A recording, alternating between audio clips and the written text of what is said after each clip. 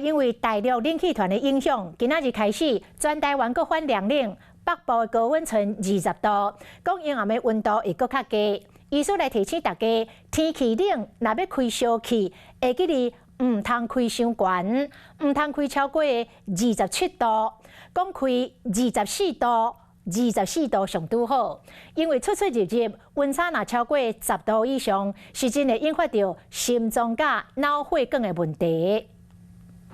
好天维持较无一天，今日台北市区是乌阴兼落雨，虽然说2天北部、东北部是风头面，若有水汽的落雨，暗时气温会降搁较济。从今天下午一直到明天，不论是北部、中部、南部、花东和澎湖、金门、马祖，温度都一直在下降。星期四夜里到星期五清晨，目前预估的低温在马祖是7度左右。金门、中部以北、东北部地区的低温在9到10度左右。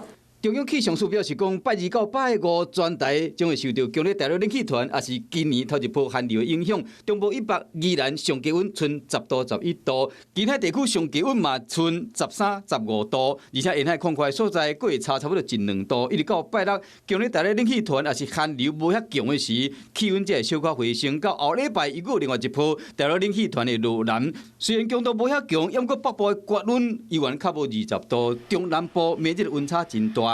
暗时若赶到困袂去，这个电风炉爱设几度冇咩讲。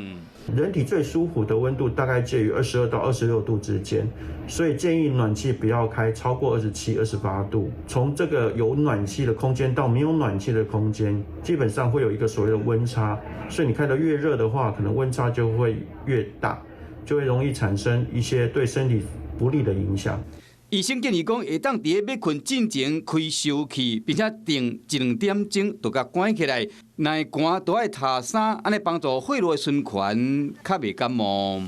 Hello， 我是蒋欣梅。想要抢先掌握最及时的新闻资讯吗？赶快订阅、按赞、开启小铃铛，锁定华视新闻 YouTube 频道。